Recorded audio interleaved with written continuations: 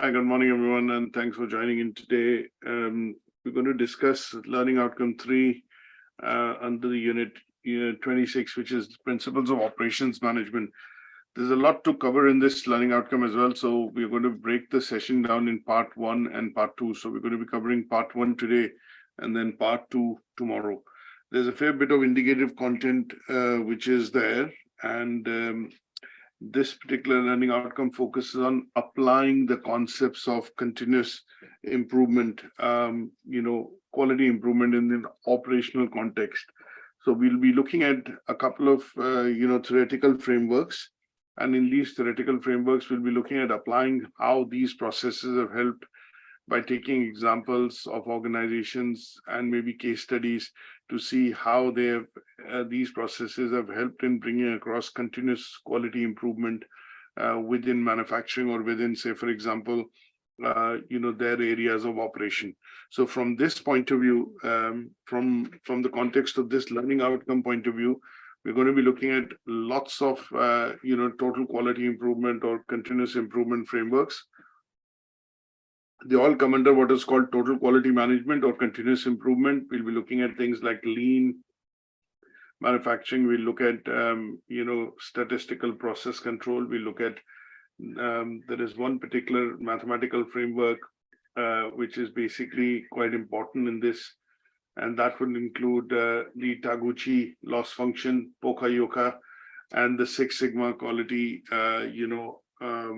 management system, which has been, let's say it was initially invented in General Electric. And we'll be looking at, under TQM, processes like just-in-time, lean, quality circles, SPC, and PA or process architecture. Now, we will also be looking at, because we're talking about quality in detail, and we're looking at applying, quality or changes to how changes are applied, in the manufacturing production lines to bring across continuous improvement in quality of product or reduce the number of defects. We'll also be looking at studying into some of the work which has been done by Juran, and Juran and Deming is considered to be the quality guru, and he's called the father of quality management because he came across with the Deming's principles of quality management.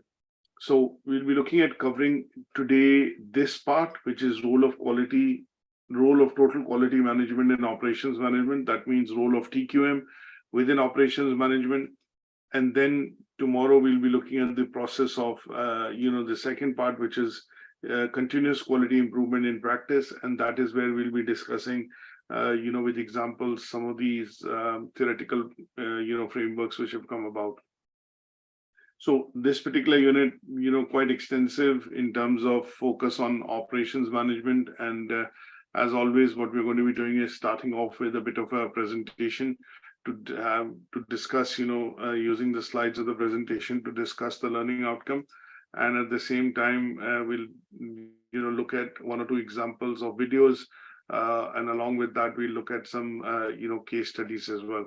And case studies and articles that I would, primarily, suggest is for additional reading, because what you need to be able to do is get basically a theoretical perspective into how these techniques are essentially applied, to basically make improvements or reduce the number of defects during manufacturing. And this is a continuous process or continuous, let's say, function and a role which most, people within the production floor, specifically operation managers, production managers, engineering managers carry, because they have to, look at encompassing all the process and policies, and then look at, how they can overall enhance the product quality and efficiency of that process.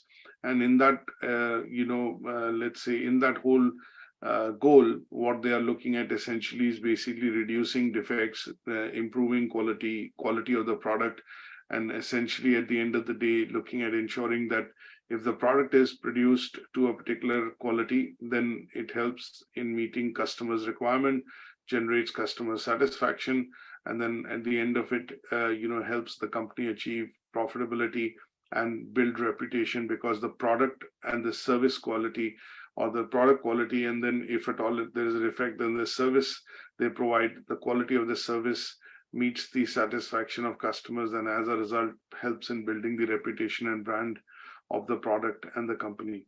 Now, there are lots and lots of, I'll put it this way, articles and research cases and case studies available.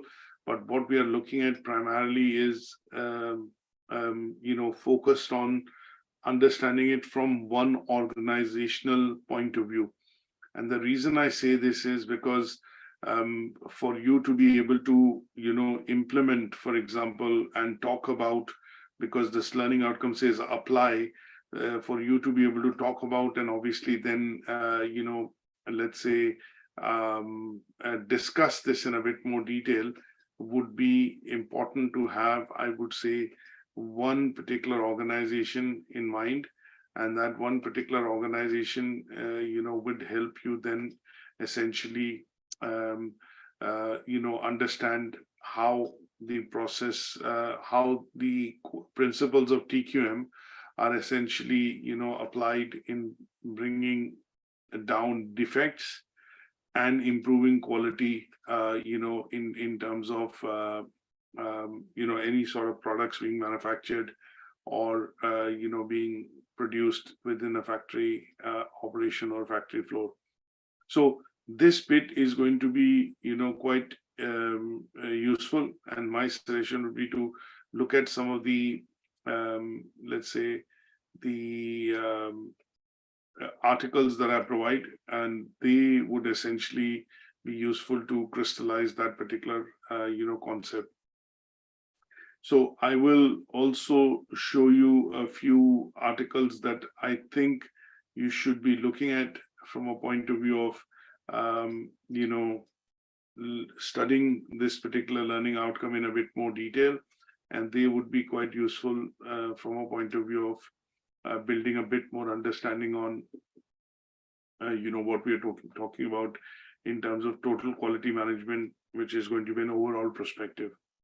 So let's begin with two aspects of looking at this learning outcome, and that is to primarily focus on, going through some of the indicative content today, which will look into quality and continuous improvement, which is the philosophy of Kaizen and lean management. That is what we are going to discuss in detail.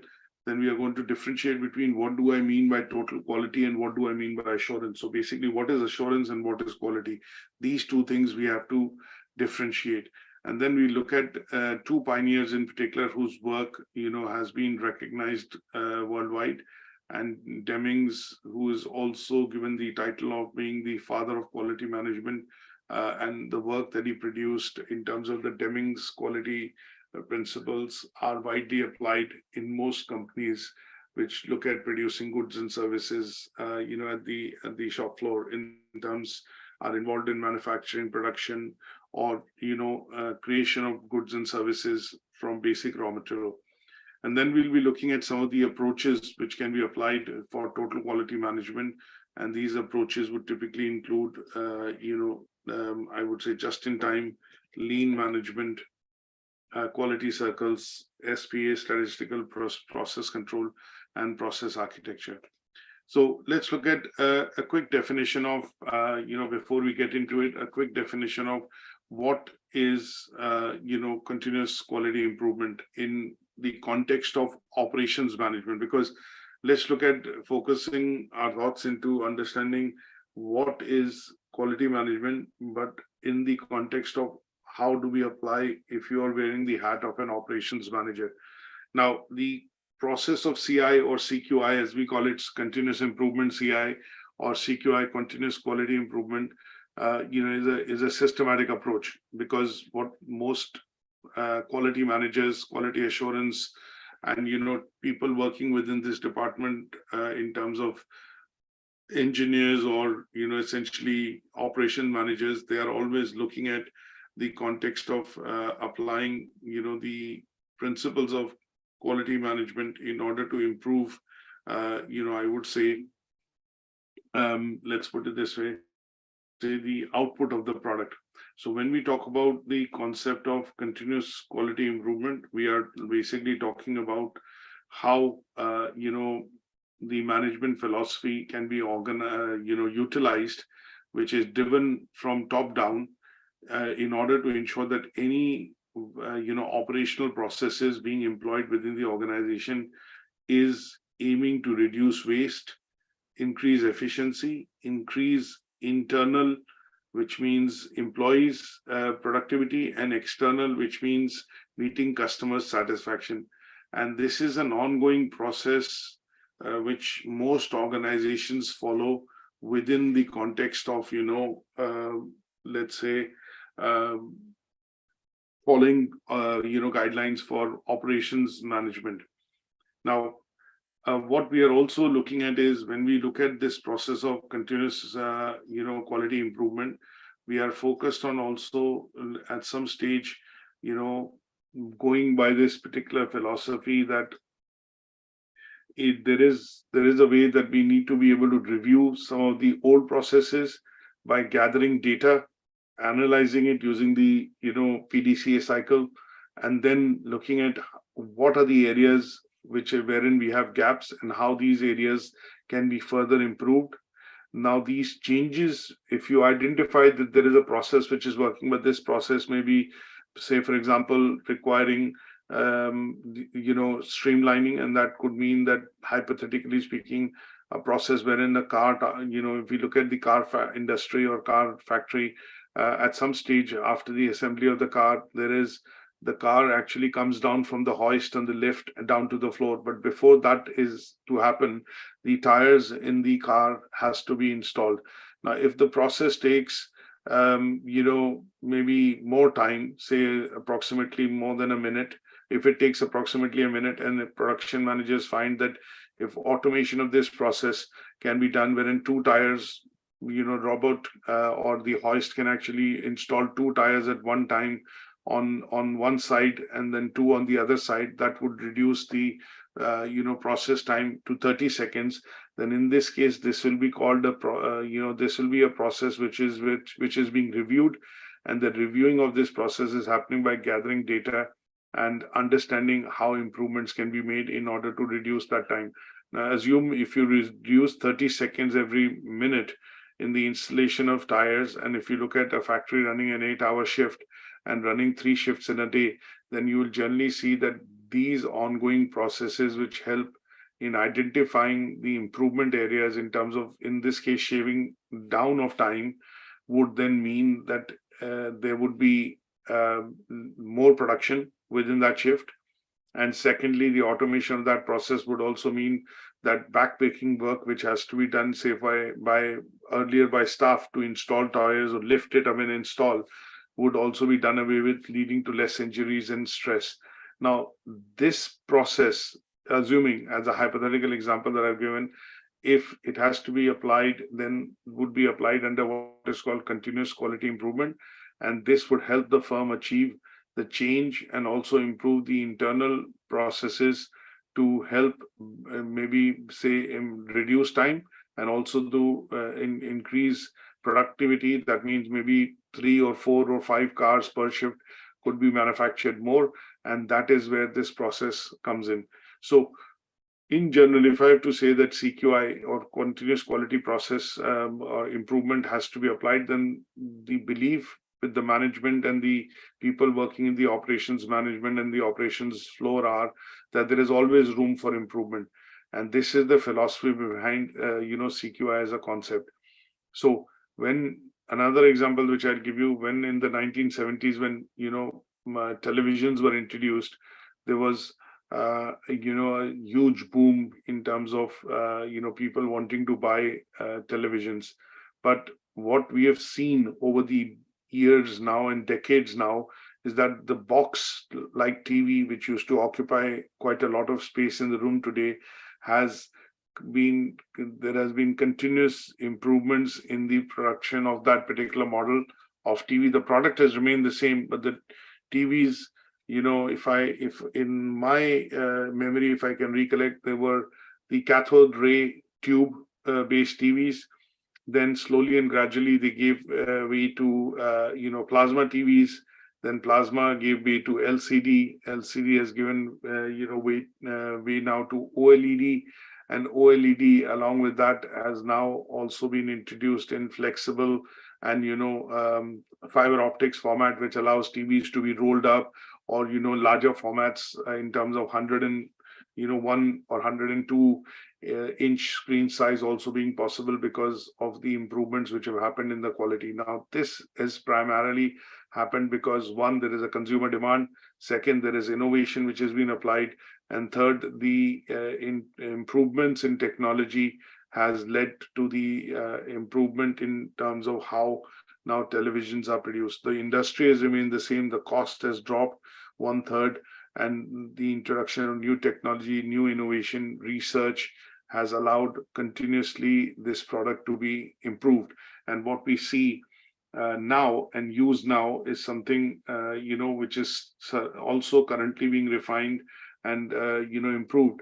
And this process that you see sometimes, which takes or happens over weeks, in some cases months, in some cases years, and in some cases decades, is basically nothing but the philosophy of there is always room for improvement. That means there is always room to improve the product, and this philosophy is essentially called the CQI, or continuous quality improvement.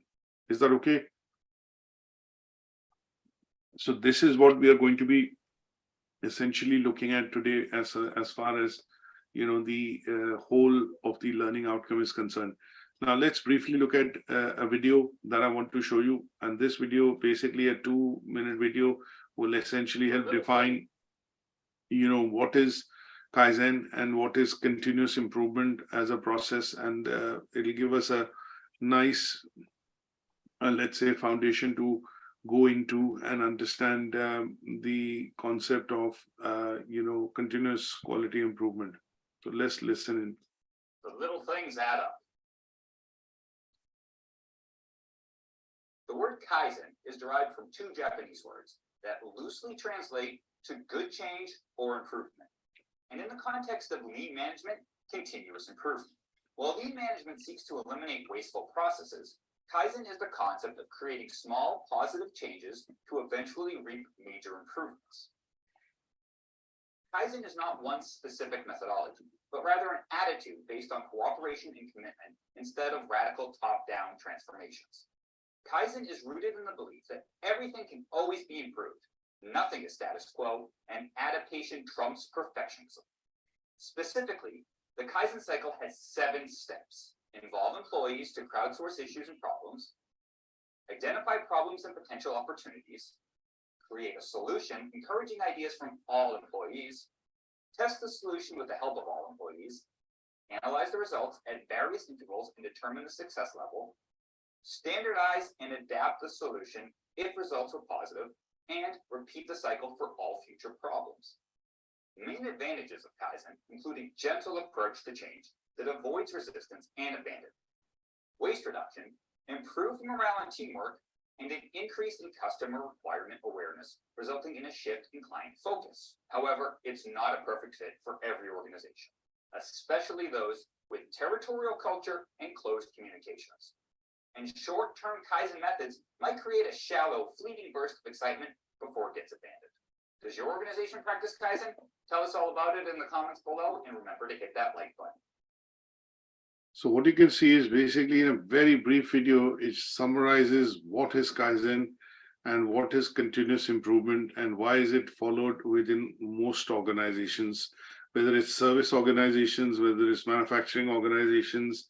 It is followed through as a principle in terms of helping to improve, processes, quality, and of also looking at meeting customers' expectation.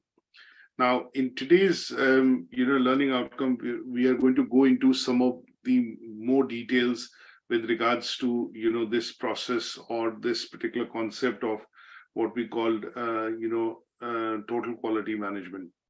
Now, let's look at going down into, some of the aspects of understanding what is TQM first.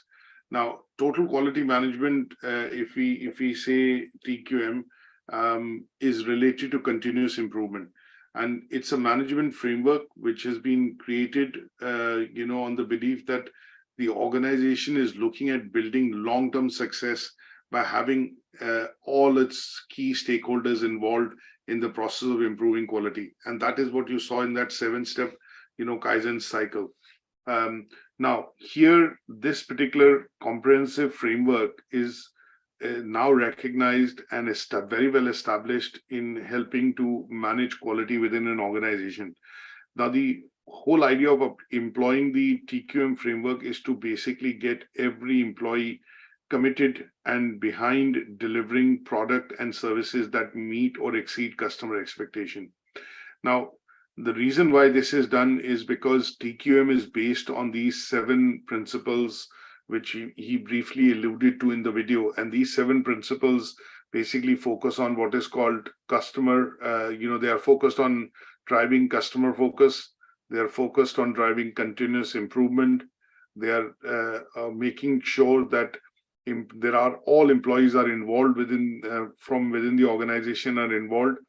You look at everyone following the process, which is a systematic, a series of steps that they will take to do their daily roles and responsibilities. Then a lot of this is also looked at from a point of view of, gathering data. And then this data is then used to basically, make further decisions. And at some stage, there is a concept called executive sponsor, or ES.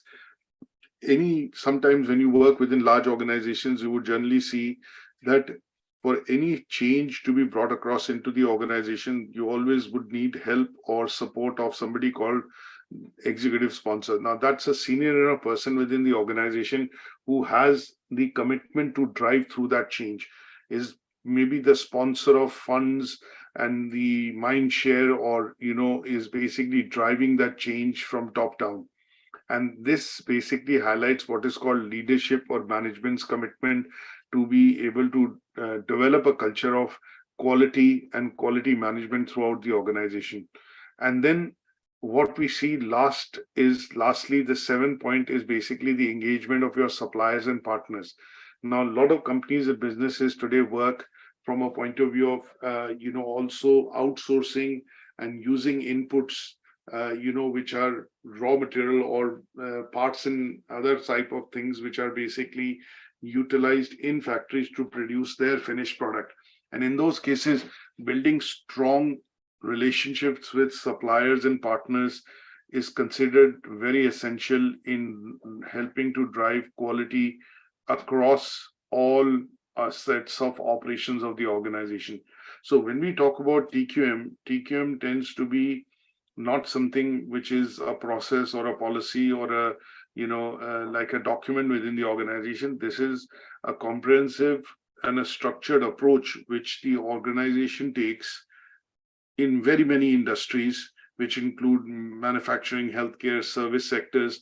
And this is focused on always driving efficiency and improvements in quality and customer satisfaction in whatever areas or industries or sectors it has been applied. And it is associated with internally making sure that everybody sings from the same songbook, which is to look at everybody is understanding from a point of view of why quality is important, and every employee of the organization is actively engaged and participates in improving quality. And externally, it is focused on driving customer satisfaction and within the production processes, increase efficiency and reducing defects. So this is very fundamental to industries that we talk about in manufacturing, healthcare, service sectors, and this is important. If I look at financial services industry, customer services, within call centers, banking, for example, you generally see one of the things which call centers and banking, financial side of the industry institutions set up is because they want to respond to customer need in a very quick, efficient manner, and thereby reducing complaints or thereby addressing any sort of problems which customers might have. And they also follow this process of TQM. in the processes within the call center, you would generally see scripts being made, timelines being adhered to, and the way the calls are handled. A lot of training and development is done with the agents to ensure that they start with a greeting, talk about what are the specific problems, and then go through the database to look at resolving that problem as quickly as possible. And that, if one call takes 1 hour, or assuming if one call follows the process and gap areas are identified and helps to close that in 3 to 7 minutes or 10 minutes, then look at the amount of productivity or efficiency which the process is able to create by following how and where are the gap areas, and then looking at reducing those gap areas, and then at the same time identifying how they can be further improved, feedback taken from the agent, and then put into action. And this bit would be the bit on total quality management. Now, TQM, if I look at, is an approach, and this is defined, in if I have to study TQM's approaches would be basically looking at 3 different aspects in terms of applying that total quality management approach to to any sort of a process within the organization. So in this case, if I look at 3 different types, what we are looking at is, number 1, Deming's PDCA cycle, which is plan, do, check, act cycle. Now, this was a process which was developed by him. We are looking at very briefly here, but we'll go into details later. This was an iterative problem-solving process he introduced. And when we look at the Deming's, PDCA cycle, what we are looking at is primarily talking about a scientific way through which he described how changes could be introduced within the organization if they were things which were discovered that they are not going as per the process, or they are contributing to creating more defects or delays within the production of any, say, for example, any such sort of product being manufactured in the factory. So the Deming's PDCA cycle is also sometimes the full form of it is also known as plan, do, check, act cycle. And it's a process which he created, which basically identifies, areas wherein you need to, let's say, look at identifying problems. These problems, once identified, then in order to solve these problems, the organization would look at setting goals. They will look at defining objectives. And once they have done that, what at some stage they will do is they will basically start to go in terms of doing or implementing some of these changes as a first step. And this is basically the do part of it. That means they put everything into action and execute the agreed or proposed changes. At some stage, once these changes are being, implemented, there will be checks which will be carried out to see whether these changes are resulting in the, let's say, benefits which were anticipated or defined as objectives while these changes were to be introduced. And this step would involve measuring performance against the established goals and objectives at the very start, which was set up. And the last part is going to be looking at acting. That means based on the implementation and the action, the evaluation of the check phase would be done. That means any such necessary adjustments that have to be done, or if any further improvements have to be made in the process, they would be introduced. And this would include maybe refining the plan, making adjustments to the objectives which were initially set. And by employing these further changes, what the organization is looking at is, optimizing and basically getting better results from the whole change process that they have tried to implement using the Deming's, cycle of or PDCA cycle or process. Now, this concept has now been very widely accepted in all industries worldwide, and this helps in achieving better efficiency and effectiveness in order to resolve any problems or issues which are faced by the organization. Now, when we talk about Six Sigma, if we are talking about Six Sigma, we are basically looking at Six Sigma methodology, which primarily are a set of tools, or which are basically built around certain tools that we utilize to improve business processes. And here the key focus is primarily on reducing defects and errors by minimizing variations and increasing quality and efficiency. So the goal of Six Sigma is primarily to achieve a level of quality that is nearly perfect. And that is defined as, in what is called as defects per million. Now, if you are able to achieve quality and quality improvements with the help of Six Sigma, if the defects in the manufacture of the products can be brought down to 3.4 defects per million, then it is understood that you have been able to successfully apply the Six Sigma methodology. Now, this was initially introduced, I would say in General Electric, and they, if I would put it this way, who developed it and where it came about, basically Bill Smith, who was the engineer, he came about with a set of techniques and processes, which basically helped in improvement of quality. And he worked as an engineer for the company back in 1980s with Motorola. And when we look at his, concept of introducing, the improvements following Six Sigma, he had identified, if I look at, the history of, say, for example, Six Sigma, the processes that he identified and the methodology that he perfected was primarily based on statistical analysis and data-driven decision-making. Now, when he started looking at defects which are coming across in the chips and the mobile phones which Motorola was manufacturing, he decided to basically relate them to what is called data-driven decision-making.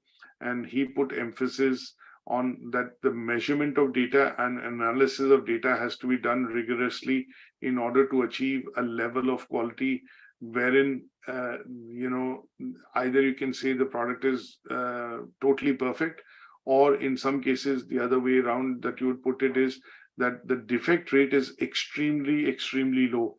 That means at some stage, this particular defect per million, as we call it DPM, was then nailed down to 3.4. So if you manufacture 1 million phones, there is a probability that 3.4 million of those phones would have defect.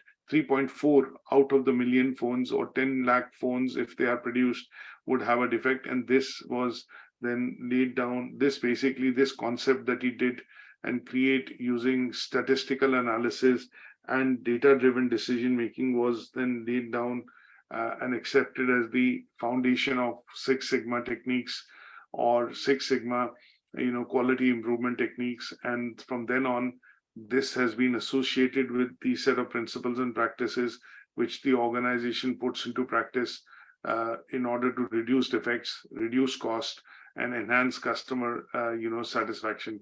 There is a brief history in terms of how, this, matrix had got evolved, and this history of Six Sigma, is available, as a bit of a pictogram in terms of how, and where it came about. And this is the philosophy behind how I would say, this methodology actually originated. So there were some concepts of it, which basically originated in Germany when Gauss was doing some experimentation, then further expanded by Schuhart, further expanded by Bill Smith, then further taken on by Michael Harry, and then Jack Welch in GE, who was the CEO of GE at some stage, introduced the Six Sigma processes across the board within his organization. And from then on, it became kind of, let's say, a de facto standard in most American companies, because some of these concepts, have been applied and created in very many different geographies. So when we talk about just-in-time, lean management, Kaizen, continuous improvement, they are mostly Japanese concepts. But when we talk about Six Sigma, it's mostly, American concept, which basically, originated with different, through this different timeline that you can see. And in the European context, we normally see the ISO standards being applied, and these standards, again, are all internationally accepted, but depending on where the organization is and what processes and what sectors you're looking at applying, some of these continuous quality improvement based processes, essentially would be, different in certain geographies to a certain extent. So if I put this here just as a bit of a ready reckoner in terms of history, would help you understand how and where we see the origins of this happening from a point of view of, I would say, quality improvement. Now, the third view that we talk about very briefly is a resource-based view. Now, RBV, as we call it, is a theory which basically is a managerial framework. And this focuses on identifying and leveraging, firms' strategic resources to attain sustainable competitive advantage. So, in short, if I have to put it this way, the RBV theory is basically a managerial theory which is based on the fact that there are finite resources available to the firm, because all the resources are, at the end of the day, related to financial side of things. So there are finite resources which the organization has, and it's the responsibility of the managers to essentially leverage these resources in a very strategic way, which allows them to gain competitive advantage against, or competitive advantage in the market. Let's put it this way. Now, this particular theory was initially proposed by Barney in 1991, who is accredited or, given the credit to basically come across with this view. And he had published an article called Firms, Resources and Sustained Competitive Advantage. Now, this view then was, internationally accepted over a point in time, and his viewpoint that the firm's success is determined by a unique bundle of resources, which can be either tangible or intangible. Intangible could be IP related or intellectual property, human capital, which is human resources, and the organizational capabilities. And these resources are valuable, rare, and they are also immutable. That means these resources or these advantages can also be copied or replicated. And in order for the company to use them, wisely, they have to be understanding that these resources have value, they are rare, and they are sometimes non-substitutable. So in some cases, when we look at businesses wherein, they have virtual monopoly in the market, then in some cases, those, let's say, operations of the business would generally be what is called substitutable. And sometimes the concept of RBV is also called VRIN, which is VRIN. The reason of naming it as, or acronym as VRIN, is because it is valuable, it is rare, it is inimitable, and non-substitutable. So VRIN. And if the company or the organization uses this concept of RBV or VRIN, then it is able to gain sustained competitive advantage in the market with regards to its products and services. Now, RBV, or when I talk about VRIN in particular, not RBV, but VRIN in particular, which is non-substitutable, that means the company produces or has access to something called a proprietary technology, which competitors cannot replicate or get. And as a result, it has the resource that can help it build competitive advantage. In some cases, when we continuously look at firms trying to assess and develop their resource resource base to adapt to changing market conditions, this will also be termed as resource-based view, because they are looking at basically maintaining their competitive position in the market with regards to following the resource-based view theory. Now, these three frameworks, Deming's PDCA cycle, Six Sigma, and resource-based view, are considered quite important from a point of view of total quality management in operations, in the field of operations is concerned within an organization. And we will then expand these three views into various set of different models and frameworks, which then can be used and applied within different organizations. Is that okay? Any questions on this so far? No, sir. No, it's okay. Now, let's briefly look at, obviously, because the unit is resource management, we need to, in the last learning outcome, in learning outcome 2, I think in part 1, we looked at various roles of types of various roles of operations managers or roles which are possible within operations management. Now here, I think in terms of operations management in general within an organization, if there is a department, what could be the various roles that we generally see which will be coming under the umbrella of operations management? So sometimes you would see QAC, which is quality assurance and control. So when we talk about QAC, QAC is a role which normally would fall under operations management. Then when we talk about continuous improvement, some parts of the team, if they are involved in managing improvement processes within the organization, these roles will also be operations management.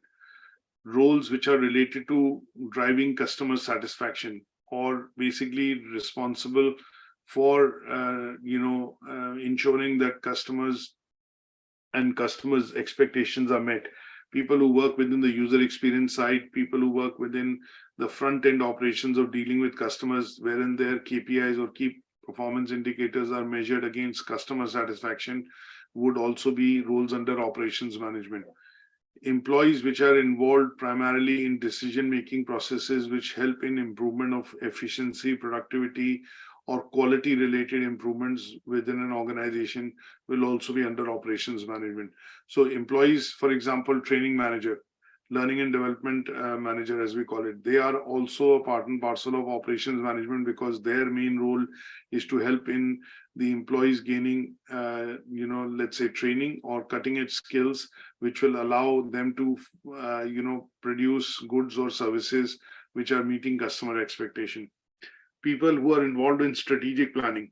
Sometimes you would see that if a company decides that we need to change processes or machinery, if it's a manufacturing company and they are looking at changing machinery over a period of 10 years or the lifespan of the current machinery or plant setup is 10 years, then the planning people who are involved in introducing newer products or replacements to the old machinery, or in some cases introducing newer technology based on research and development, which will help in improving time, output, productivity, efficiency, costs, lower the defects, they would also be involved in, or working in operations management.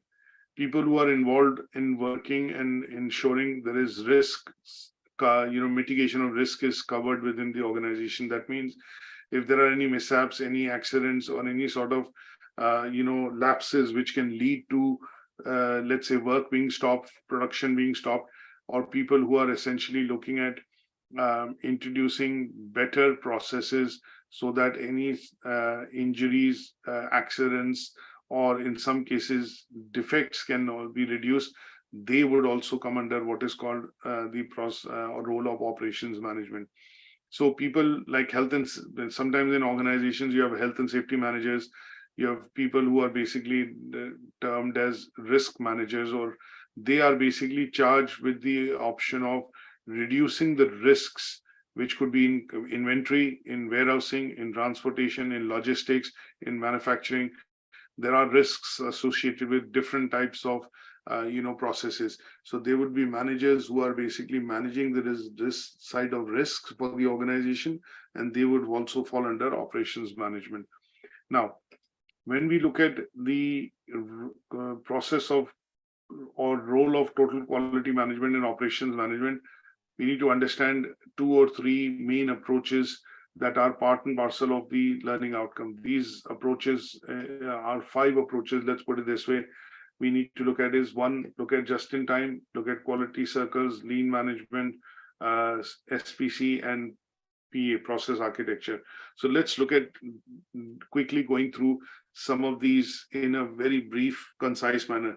Now, for each of these approaches, I'm going to provide you a bit of a handout, and that handout would cover things like how Kaizen originated, what is the background, who was responsible, who's the author or the person given credit to be introducing that particular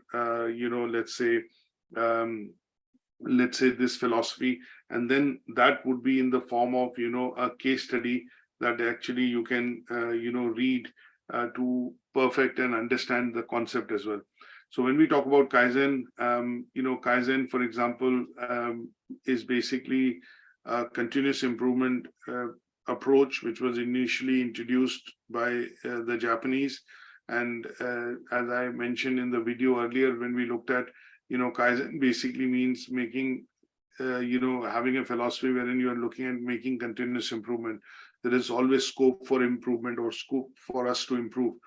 And this particular framework, basically looks at making, how is it different from others? The key part of the framework, which is different from others, is that it looks at believing that changes are made in incremental steps. That means you cannot achieve the goal of going from A to B in one go. You'll have to cover and make certain changes across on the way to be able to make improvements. So this talks about chipping into making continuous improvement, but in small steps. And these incremental small steps allow you to eliminate waste in all the systems processes which are being followed, and thereby look at standardizing activities within the organization. Now let's look at waste. What is waste? Waste is, for example, if the car manufacturing industry looks at, there's a lot of waste it produces. Now, if the waste can be reutilized or minimized in terms of, say, for example, chassis, or, for example, assembly of the chassis. Now, when the dyeing and casting of the chassis is done, although they bring the tin sheets and the metal sheets or carbon fiber sheets in exact quantities, but what tends to happen at some stage would be that these are, essentially utilized in such a way that any such waste which is generated out of by cutting, soldering, welding is then reused into the process for production of, casting and dyeing, and obviously the chassis formation. That would be termed as what is called, Kaizen. So when we talk about, say, a good example of Kaizen within, say, healthcare, manufacturing, or services industries, if we talk about reducing wait time, for example, if you go to your surgery and there is a lot of wait time before you are able to see the doctor, and in this case, over a point in time, the practice manager in the surgery will identify what are the reasons why customer wait times are 45 minutes or more and how they can be reduced. So they might introduce then an electronic attendance system wherein customers can come in, check in, and that starts tracking that number of minutes or hours they have to wait before they see a doctor. Restricting consultation times to 10 minutes to 15 minutes, restricting it to one particular problem that can be discussed with the doctor or GP. These are steps that they will need to take in order to slowly and gradually implement them, embed them. They can't implement all these changes in one go. Putting in a new attendance system, reducing consultation time to 15 minutes. What they'll have to do is try the first change out, see what it brings as an effect, then put the second thing in, adjust it, then put the third improvement plan in, adjust it. And this approach of making incremental changes or improvements to the way in which how these times can be reduced would be seen as Kaizen, or a process wherein you can make incremental improvements or over a point in time to achieve wait times of less than 20 minutes or 30 minutes, as, say, for example, defined by NHS in the UK. So this reduction of wait times of patient would essentially be treated through the process of Kaizen. You look at this principle could be applied to, for example, people wanting to board a flight. How, for example, the process, if you wear your creative hat, if you're taking a flight and going abroad on a holiday or traveling, you would normally require, if it's an international flight, they ask you to come in 3 hours earlier. Now, even if passengers come in 2 hours earlier, or 1.5 hours earlier, or 45 minutes earlier, they're still being able to check in and board the flight. But the door, in terms of the flight, the boarding closes half an hour before the flight departs. Now, if this time has to be reduced from 3 hours to 2 hours to 1.5 hours to optimize it, to look at the flow of passenger traffic within the terminal, to look at resources being utilized within the passenger terminal, something has to be analyzed, and the airport managers and the duty managers would essentially be tasked to look at which are the areas in which they could look at making improvements. And these small steps which will be required to reduce those times from 3 hours to 2 hours or to an hour and a half would essentially be done through the process of Kaizen. Is that okay? Yes, sir. Now let's look at 2-3 other concepts. One is lean manufacturing, or lean. Lean as a word can be applied to lean management. It can be applied, to lean management techniques or lean management principles. But essentially, lean management refers to the process through which optimization of processes can be done to reduce time which is spent on non-value added tasks. That means unnecessary operations which are not going to add value to the business are to be removed. And in this case, they would be termed under the concept of lean. So it could be lean thinking, lean management, lean principles, and they would essentially be, looking at rooting out non-value added processes that could be done away with. And that would help the organization thereby improve either more productivity or realize a bit more on their bottom line. Now, from a business point of view, this is employed in terms of looking at increasing quality and efficiency by eliminating wasted resources like time, money, and effort. So when we talk about time, cost, and quality triangle, this process of lean as a thinking as a philosophy is applied in organizations to increase quality by linking quality to time, cost, and quality. So if quality has to be improved, how much more does the company needs to spend? What are the changes in machinery, processes they have to bring? Trained manpower has to be brought in, and whether that is going to be beneficial or not. Now, for example, if the company is already producing having a successful process, and it gets, maybe just as an example, 10 defects per million. Now, in order to reduce that 10 defects per million to 9, does that mean the company has to spend millions of pounds to change the equipment or machinery or bring better trained manpower? And whether that will be cost effective or not is something which will be done by the process of lean thinking. So sometimes costs required or investments to be done required to improve defects from 10 parts per million to say 8 parts per million, 7 parts per million would be much, much higher than what the company would anticipate benefits in terms of selling those products by realizing revenues as profits would offset those costs. So in those cases, you would look at looking at applying what is called the lean thinking or lean management principles. Now, this tends to be again a business philosophy wherein you're focused on maximizing value, whereas at the same time looking at reducing waste processes that are going to take up time, money, and effort for the organization. And this is something which is, applied in lots of, places. One such example could be, for example, if we look at haulage companies or truck, companies which basically transport goods and material through the, by road. Now, if they buy trucks or haulage, companies, they buy, let's say, transport vehicles which are able to carry 20 ton, 40 ton. But if they overload the vehicle, the 20-ton vehicle to 25 tons and then transport, what that would do in the long run, when I say long run, could be 3 months, 6 months, would be that it will start leading to more wear and tear, and the vehicle or the truck getting, requiring having more wear and tear. And that would mean that although it is transporting slightly over the capacity which is recommended, but in the long run, which would be 3, 6, 9 months, is that there is a lot of wear and tear happening in the vehicle.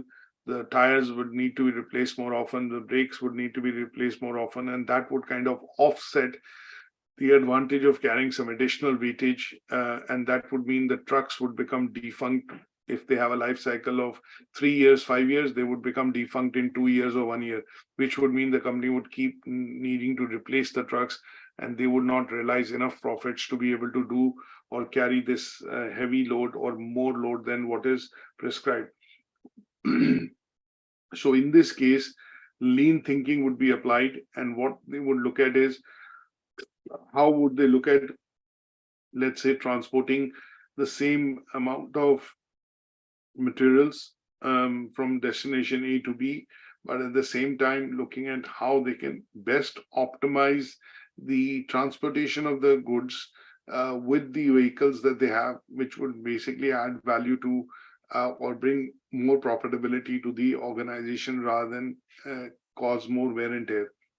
Now, these principles which are applied under lean thinking tend to be what are called process automation or improving transparency and streamlining work processes, and that is where the focus is on reducing waste and improving the let's say quality or time spent on activities by looking at what can be offset wherein the company can gain more value.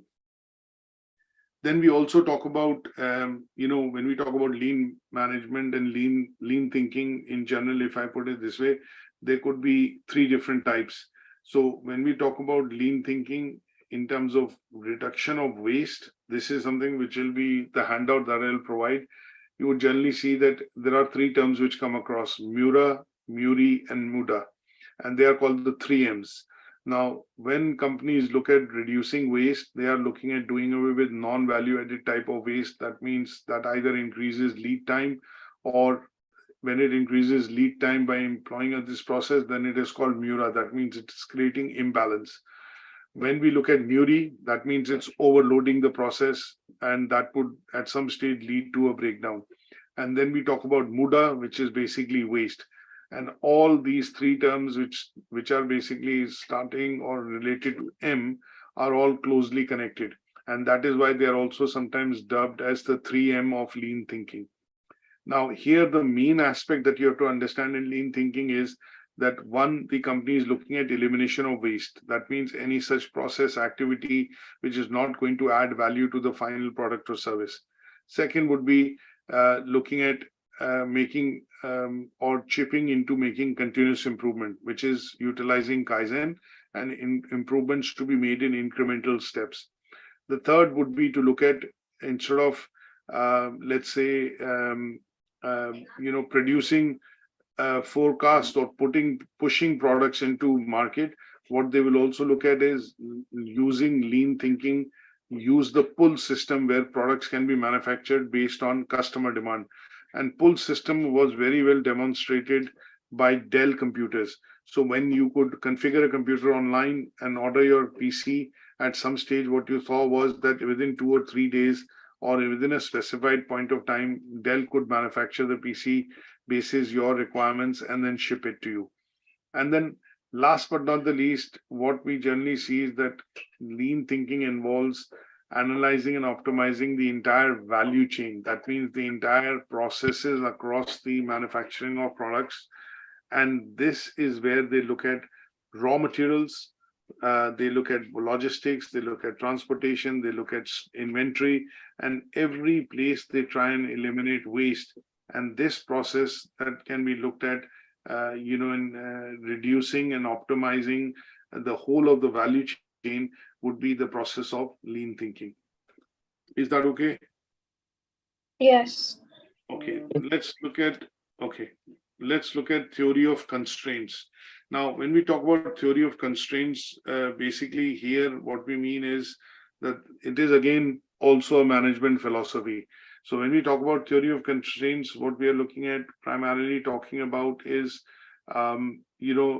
looking at the approach which is focused on addressing the key constraints. The key word here is bottlenecks, which could be, things which are going to create problems or issues for the purposes of, in, say, for example, in manufacturing the product. Now, this particular theory looks at finding and discovering or addressing the constraints. That means the bottlenecks within the system, which would create problems in terms of efficiency or performance. So when Goldratt, the person who essentially came up with this particular theory, when he came up with this particular theory, he put forward a theory to say that there are certain factors which operate within the system and they tend to create bottlenecks, which is what the management should be looking at identifying and removing. And eliminating those bottlenecks would thereby help in improving the speed in terms of production of output or the output which is coming out of production, and in some cases will also benefit improving the quality of the product which is coming out as output. So this theory of constraint focuses on understanding what are the factors which are going to hinder or limit the output of the organization in terms or affect the manufacturing output or any sort of output of the organization. Now, TOC, sometimes also referred to as theory of constraints or TOC, allows the organization, if you are applying this particular theory in your organization, the TOC would allow you to look at a systematic approach of how you would be identifying processes which are going to create bottlenecks in the achievement of organizational objectives. Now, this theory proposes there are four key pillars in this particular theory. So when we look at the theory of constraint, it talks about things like, there are, first is to identify those constraints. Second is to look at exploiting those constraints. And the third is, how do we look at, let's say, delegating or doing away with those constraints by following or bringing in replacements. And the last would be, in some cases, what you're going to do is elevate those bottlenecks or constraints so that solutions or permanent solutions could be formed, found out by employee, staff, partners, suppliers, by talking about in a great amount of detail. So these four pillars that we talk about in terms of theory of constraints, which was, also, let's put it this way, proposed by Goldratt, is also called Goldrattism. And this is very successful in organizations to be able to, let's put it this way, helping in identifying, bottlenecks which could be creating problems, for the processes of the organizations in the future. So a lot of organizations essentially look at, focusing on the theory of constraints is because they are essentially looking at identifying problems rather than, going with, they continuously look at, let's put it this way, they continuously look at identifying problems, and this allows them to,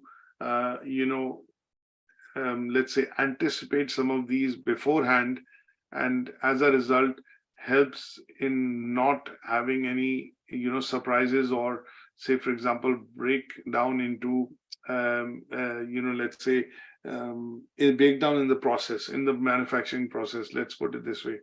So when we look at this particular theory of constraints as proposed by, Goldratt, it follows again, the same concept of, if I bring this in, the process of continuous quality improvement, but it focuses on a lot of different techniques, in terms of identifying, exploiting, delegating, elevating, and repeating that process to be able to continuously look at how problems could occur within, say, a particular process.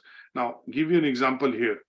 So when we talk about theory of constraints, and if I have to give you an example, let's look at an example of a bottling plant. For example, you look at the Coca-Cola bottling plant. Now, when we talk about the Coca-Cola bottling plant, what you're going to essentially see in the bottling plant is that millions of, let's say, thousands of or hundreds and thousands of bottles of Coca-Cola are being produced. Now, when we talk about, the bottling process, what you're going to see is that there are certain bits of the manufacturing or the production plant involved in, let's say, cleaning the bottles. Then some part of it is filling the bottles, some part of it is filling the bottles with the fizz, Coca-Cola, and then some part of the bottling plant would look at capping the Coca-Cola bottles, and then they will pass through into refrigeration. And then at some stage, they'll be taken off from the belt and they'll be looked at ready for transportation or, for packing and transportation. Now, if we look at the example in this case of theory of constraints, what you're going to see is there is an X amount of machine capacity to fill a number of bottles on a particular day. Now, if the demand for Coca-Cola during the summer season increases and the factory ramps up production, what you're still going to see is that there's a particular capacity of how much the factory can produce on a daily basis. Now, if this leads to sales saturation and limits the demand of Coca-Cola, and then the demand shifts to, Pepsi or any other competitor, what that would also mean is that one, the company needs to invest into or increasing the capacity of the bottling plant. Second, in some cases, it also needs to look at addressing raw material if the capacity and production is to increase. And the third is the constraint that they will have to look into would be storage, inventory, storage of these, product, transportation, and then distribution of this product. So there could be 4 constraints which the company could go against. One is machine capacity in terms of how much they can produce and bottle, in terms of storage, logistics, and distribution. So when the company would look at applying theory of constraints and look at increasing production, they would look at these 4 factors and they would apply this particular theory to see and possibly eliminate any such waste which could happen or which could restrict the output at which the factory is producing, say Coca-Cola. If raw material becomes a constraint, or if demand becomes a constraint, or if machine saturation becomes a constraint, or transportation, logistics, and distribution becomes a constraint, they would need to address these beforehand. And in some cases, the theory of constraints could be applied, for that example. Is that okay? Now, let's look at business process engineering. So when we talk about business process engineering as a methodology or, as a key concept, which we are to study in quality and continuous improvement, this is going to be related to a methodology which was actually introduced in Eastman Kodak company. Kodak, film or cameras that we know about, Eastman Kodak company in the 1990s introduced this process, and we saw basically this process being employed in their side. Now this process BPR is what they looked at was basically a re-engineering effort which they did within their company, and this re-engineering effort essentially allowed the company to structure the approach in terms of how they would design and include and identify customer needs, and then benchmark it against competitors, and using cross-functional teams redesign the products which are going to meet the customer's requirement and help it maintain a competitive edge over its competitors. Now, so in general, if we look at this particular continuous improvement technique, what we are looking at is that BPR, or business process reengineering, is a methodology which was introduced primarily to radically redesign and improve business processes within an organization. Now, what it meant is that it is going to look at various ways through which companies' frameworks or essentially their flows of how the work actually happens, the workflows essentially within the organization are going to be developed and designed in a way which will allow the company to achieve more efficiency, thereby meeting the requirements of the customer. Now, BPR as a process identifies 7 steps which the company needs to take in order to improve its processes, and that is where it is the word re-engineering. Process re-engineering is important. So it looks at analyzing the current processes. it looks at designing the new processes, it looks at implementing the change which have been identified in these processes, and then looks at essentially, the repetition of these, analyzing, redesigning, evaluating, analyzing, redesigning, evaluating, implementing, then again going back into analyzing, redesigning, evaluating, implementing, and further improving. And this particular process, because it looks at continuously improving, the bits on the processes to reach the requirements of customer expectation, is the process of re-engineering. So it is applied continuously throughout the organization, and this is done in order to ensure that the organization is able to meet the customer requirements. So when we talk about processes, or when we talk about re-engineering, what we are looking at primarily is going through 5 or 7 stages by employing the process through which the company is able to redesign and restructure its processes, wherein it is more, or they are more oriented to meeting customers' need and allowing it to getting a competitor advantage or competitive advantage in the market with regards to its competitors.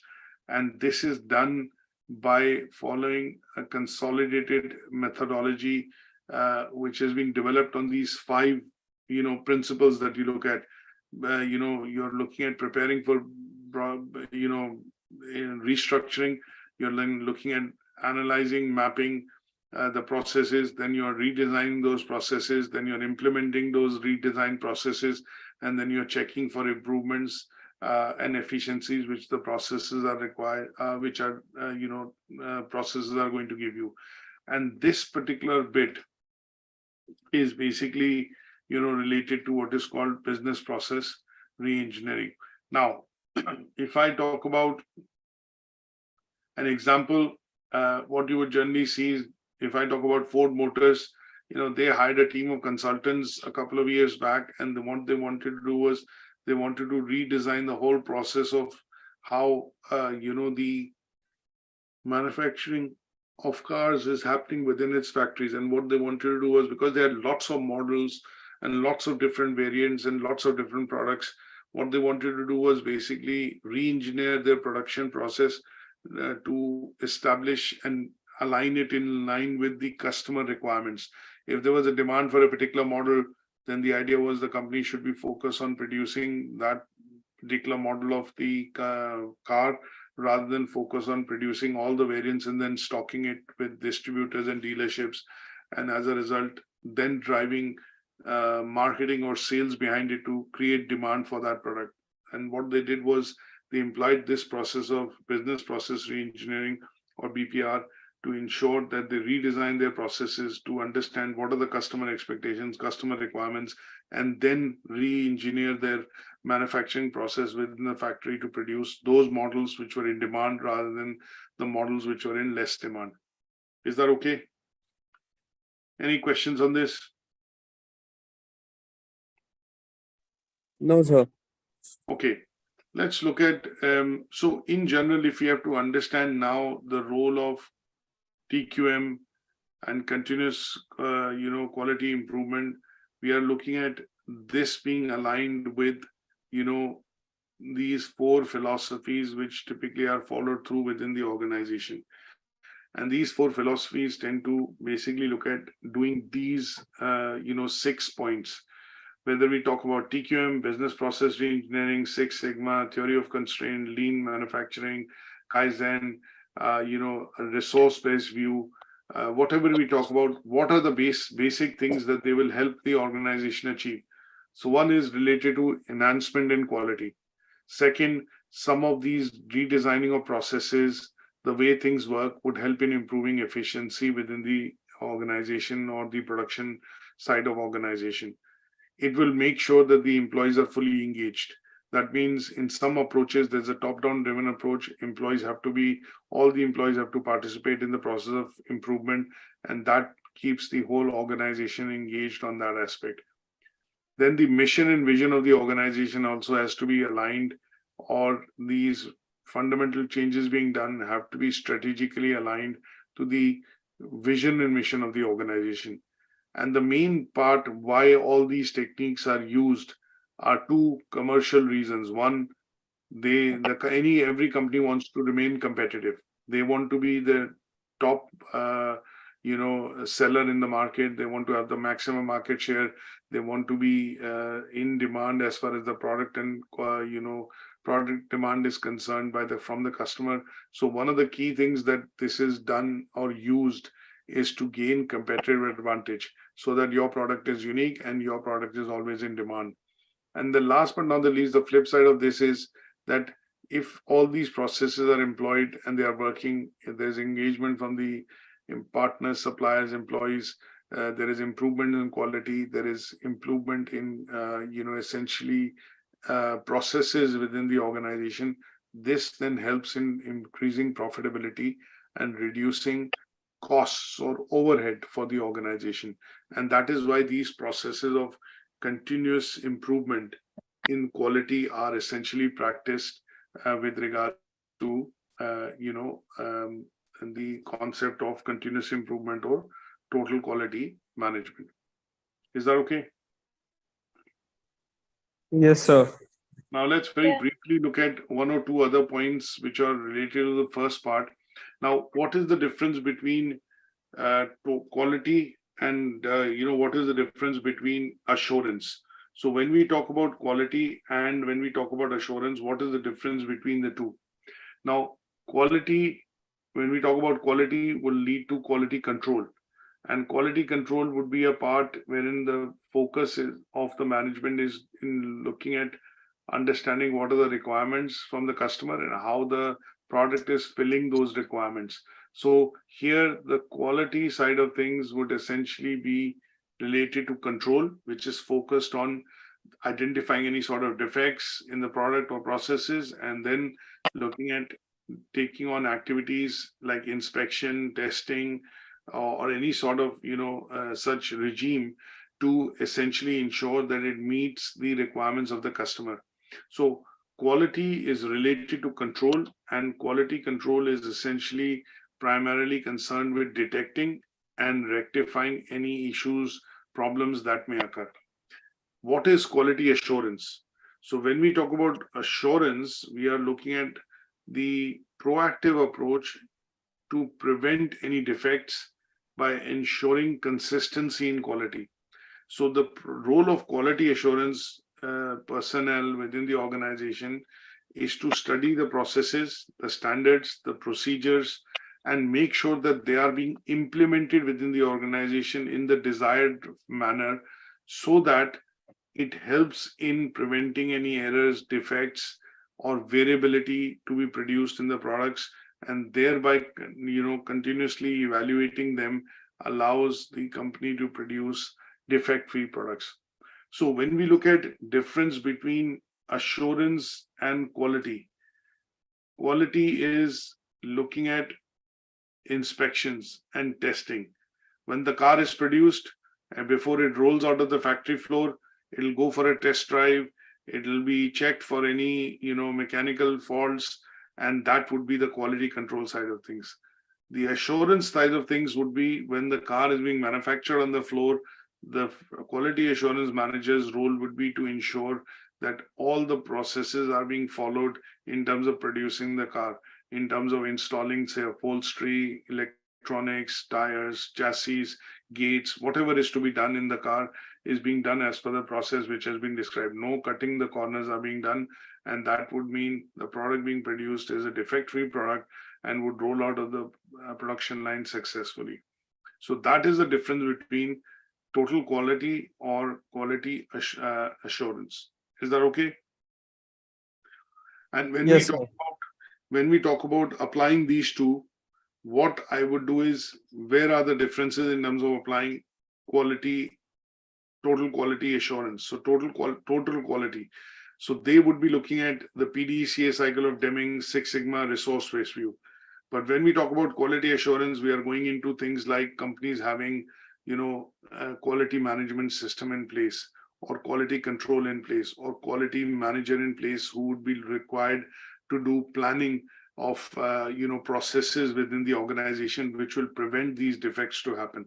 So these two would vary depending on how the operations are within the company. Sometimes there is more focus on quality control vis-a-vis quality assurance, because if the processes are well set and if it's being all manufactured through machinery or robotics, then the focus is more on quality control. If it is all being manufactured, not all being manufactured by machinery, and there is human intervention involved as well, then in those cases, the assurance part of it would be to check the processes and how these processes are being implemented and followed by personnel.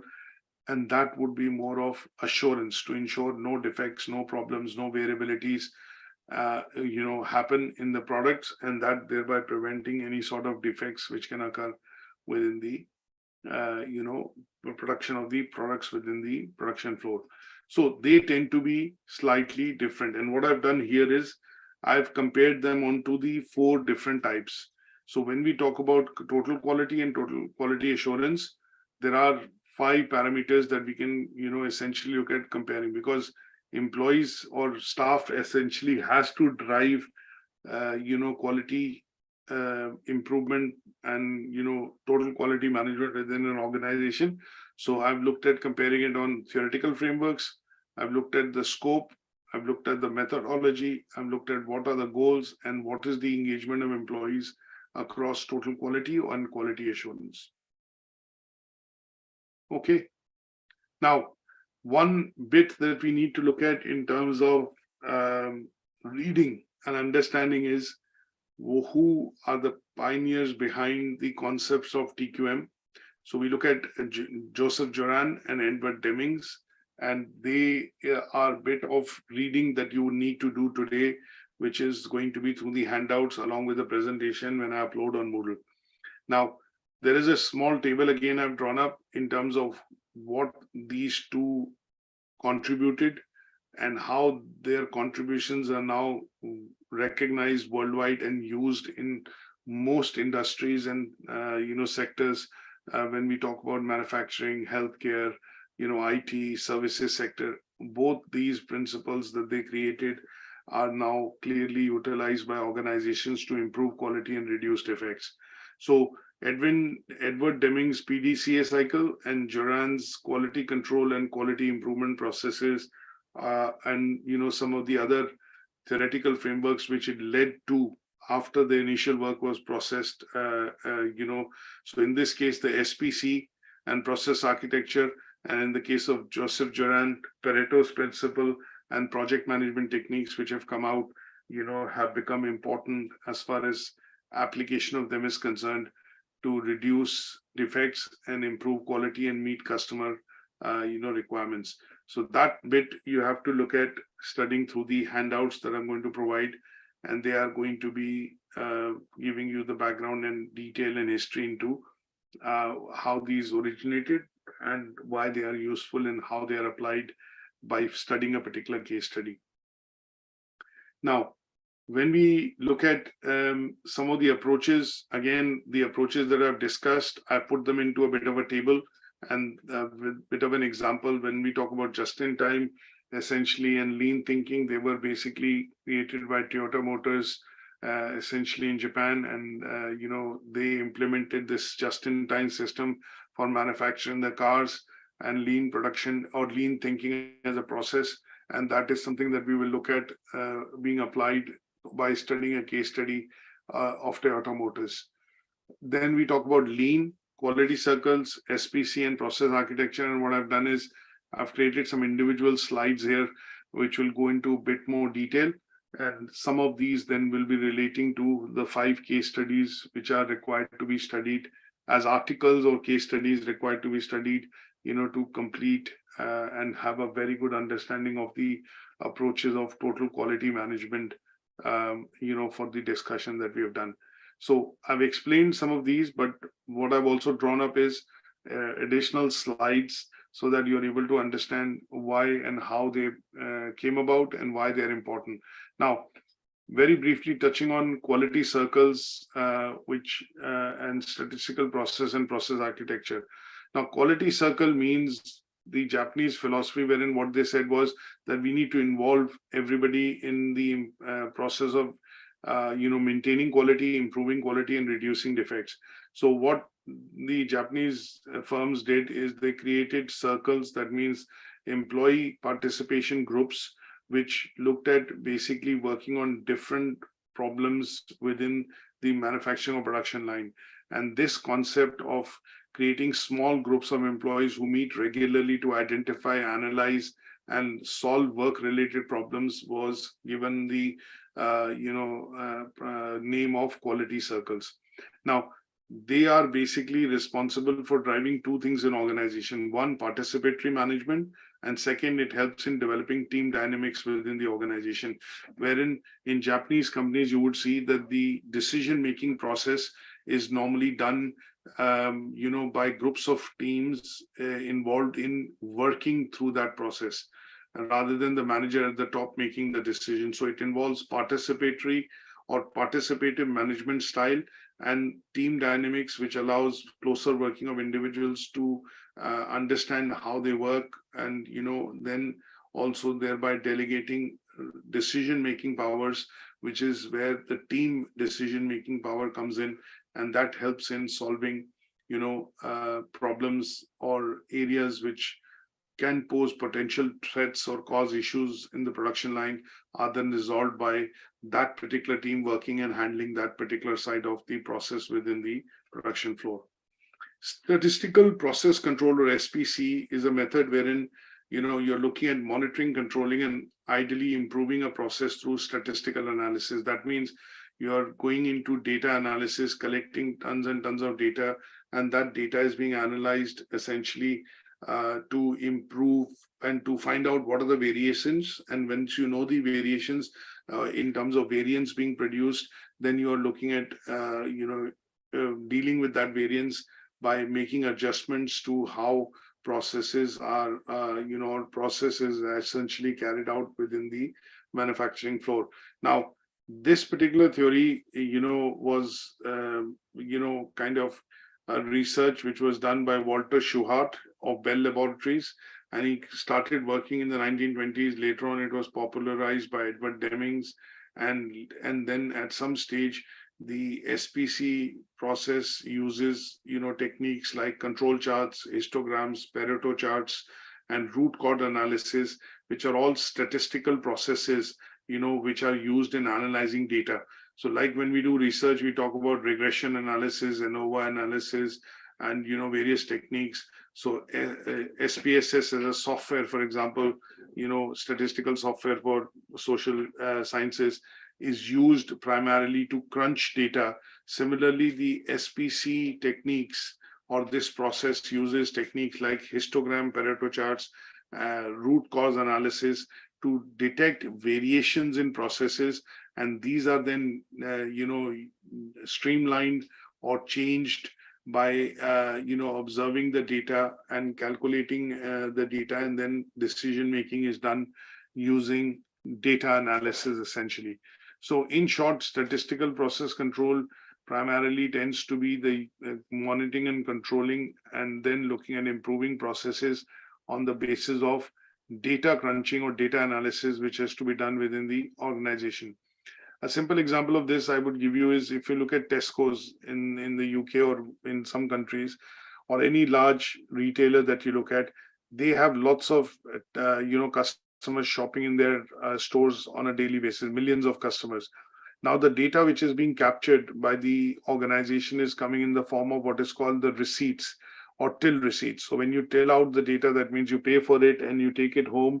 The data which is captured in terms of transactions on the till machines or point of sale terminals is essentially analyzed in the back office by people who work within, I would say, market research or in operations management.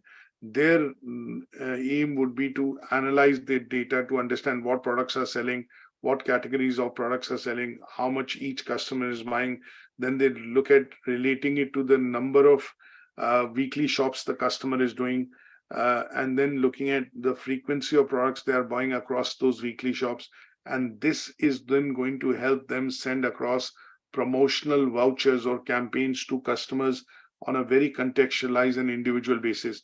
So if I buy bread, egg, and butter and yogurt, for example, in every weekly shop, and they analyze this for about, say, a year, or maybe say 2 years, or maybe say even 3 months, then they would realize that, okay, in every weekly shop that I do, I buy bread, eggs, yogurt, and butter. And that is something that is a consistent part of my weekly basket in terms of shopping with Tesco's. Now that data is crunched and then utilized to send me promotional offers to say, if I buy, instead of 12 a dozen eggs, I buy 2 dozen, I get 4 free. Or if I buy 2 dozen egg, I get 50 pence off, something like that. And that would be the process through which, it will be applied in a good way to basically get more sales out of the customer, which is essentially, looking at doing weekly shop on a weekly basis with a grocer like Tesco. Now, process architecture refers to the structural design and components and relationship between processes and operational framework.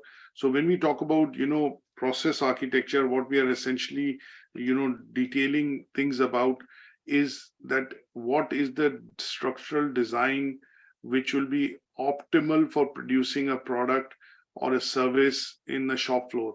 Now, that is the process. That means what will be the flow through which this the flow of the manufacture of the process product will follow. And that general flow, which is the general flow through which the process will go through to produce a final product, would be essentially defined in the process architecture. Now, this designing of the general process or system or flow is something which is done by architects who basically look at, let's say, putting in architects, which are basically, the key people who are putting in the machinery or designing a manufacturing facility. An example of this I would give is, for example, if the company is looking at setting up a new factory, then they would need to do it in a way wherein it follows certain sequence. First, say, for example, car factory, taking the example, chassis would be assembled by robotics. There is no human intervention there. Once the chassis are assembled, soldered, and welded, then they go into what is called a paint department. From the paint department, they are then dried. Once it is dried, then it comes to the shop floor. Engine integration will happen, then go into upholstery, then go into electronics, then go into external fittings like tires, lights, steering, and others. And then at some stage, it'll roll out. Now, this flow through which the car manufacturing will follow is going to be defined in the process architecture. So this is a structural design which will be created first to create the manufacturing plant and the facility, and this flow or this general flow of process in terms of how the inventory would move through the floor would be defined in the process architecture. Now, in this process architecture, you're generally going to see, IT processes being applied.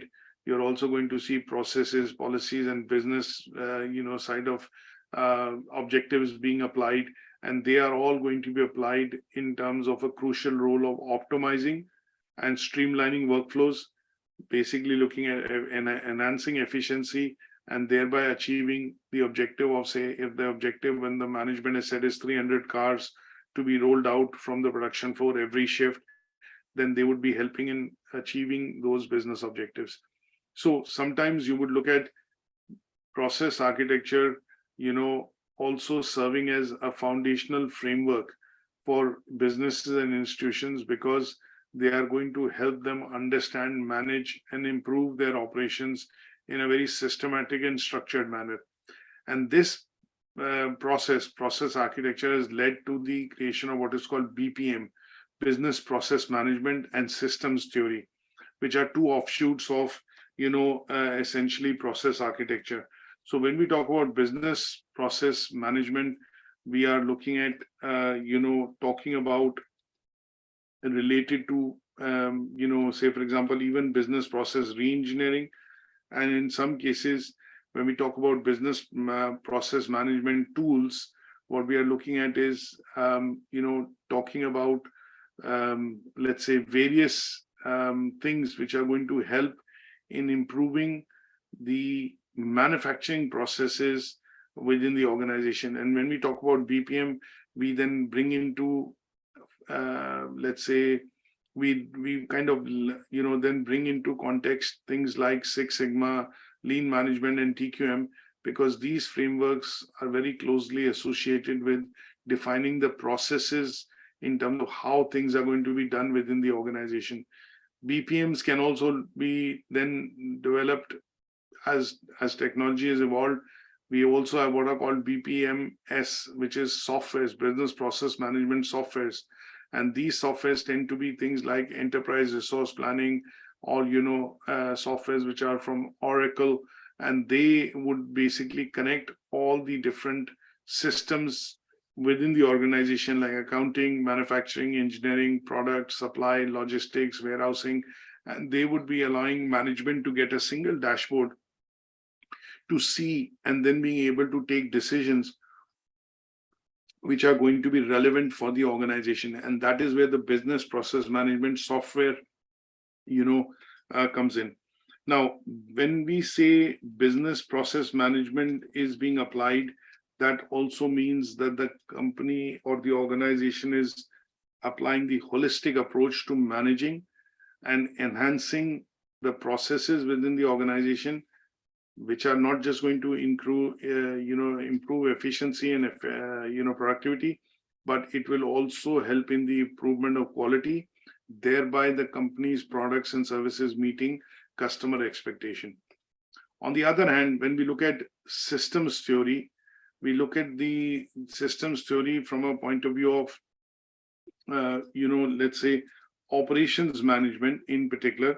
And here the systems theories aspect would be to look at what are the inputs and what are the outputs, and in between the process that is being done to produce the output should be looking at minimizing waste, and should be looking at, meeting the requirements of the customers, for example, customers' specification of the product. And that would essentially mean that this would be an alternative approach which would help in planning and management of functions within the organization. And under systems theory, you have, several key elements, things like universal systems model, interconnectiveness, and then obviously pros and con analysis. And they would be used to understand supply chain dynamics, improve production processes, enhance quality, and thereby looking at, ensuring that no system in the organization is working in isolation, but they're all interconnected. And these interconnected systems and processes then allow the organization to produce a meaningful output, which is meeting customers' requirement. So these are detailed frameworks, which basically, can be studied by looking into some of the case studies that I'm going to provide, or handouts that I'm going to provide, and they're going to be useful for you to look at getting your head around, because they are theoretical frameworks. Some of them could be studied through videos, which are also available on YouTube. But I think what I've done is I'm going to provide you case studies which will allow you to not just understand the concept, but also see it in working. Now, lastly, we want to look at very briefly the role of information technology, or IT, and software in improving quality improvement processes within the organization. So here we are looking at, software and different types of systems which are now available and employed by management. These systems are called knowledge-based systems, decision support systems, and these systems essentially help in crunching information or data, essentially crunching data, and then that data leading to information, then information allowing management to make decisions in order to ensure that these decisions or products being produced are actually meeting customers' requirement. Now, there is again, there are lots of different types of decision-making models and softwares which are currently available. You have information systems, IS as we call them, and they are useful because when you have data is crunched into information. Information is then produced as reports, as knowledge, and that knowledge then is used by the management to make decisions within the organization. Now, a simple example of this I would give you is, if I look at the company Apple, what you would generally see is that there are competing teams within Apple which work on different products. Now, assuming if there's an iPhone 15 coming out, there'll be a couple of competing teams internally within the product engineering and product innovation and research and development. All they would be doing is basically coming out with the best variant of the product, which could become the successor to iPhone 14 Pro or iPhone 14.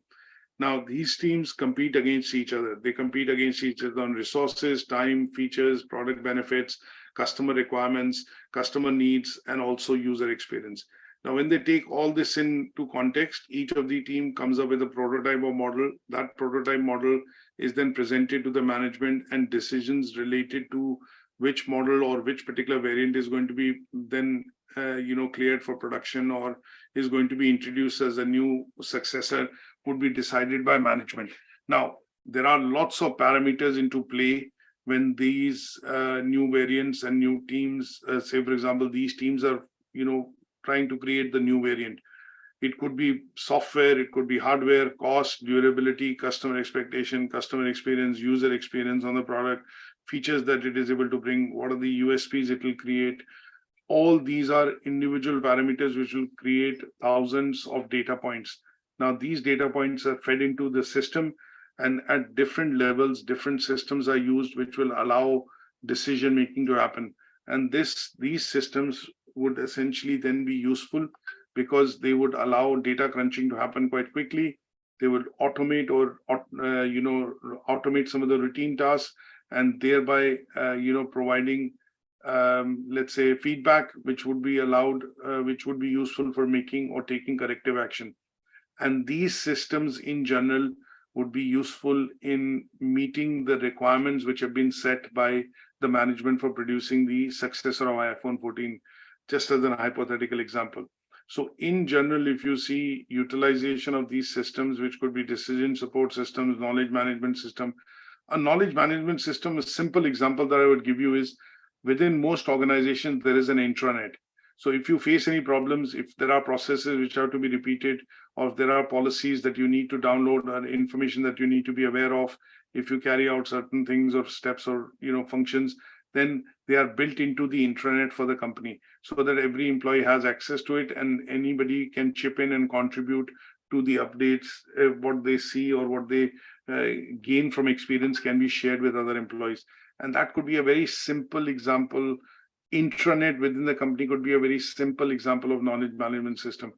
A decision support system would be a system wherein an organization would essentially be looking at feeding information onto the information which is coming out from different processes, and what that would essentially allow the system to then do is look at studying that information and then supporting the information with data which is coming out of the process, and that would allow the one data would be stored on the database.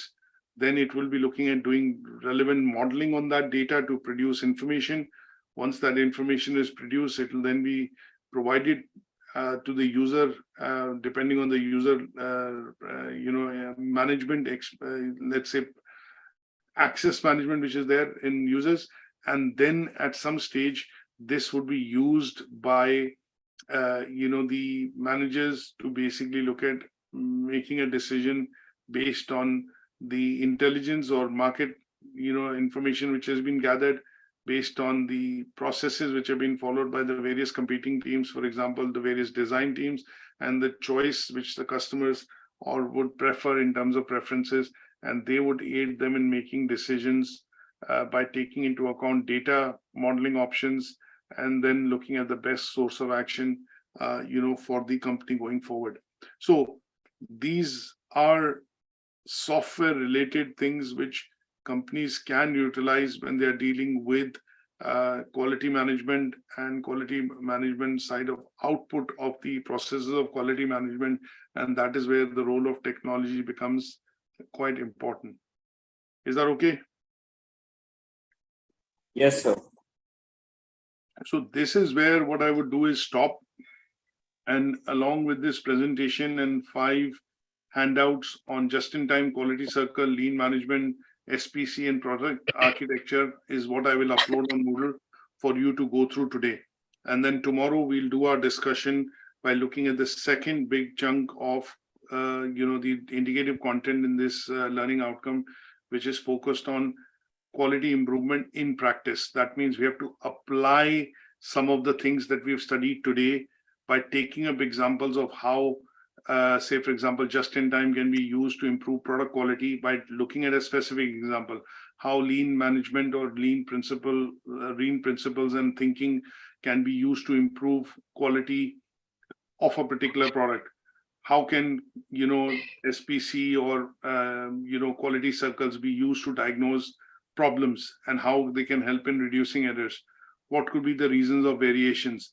And then we look at some of the other theoretical frameworks, which is the Taguchi loss function, POCA, yoke, and Six Sigma in general, as approaches which can be used to improve quality or defects, reduce defects within by taking an example. And that is something that we are going to look at covering tomorrow.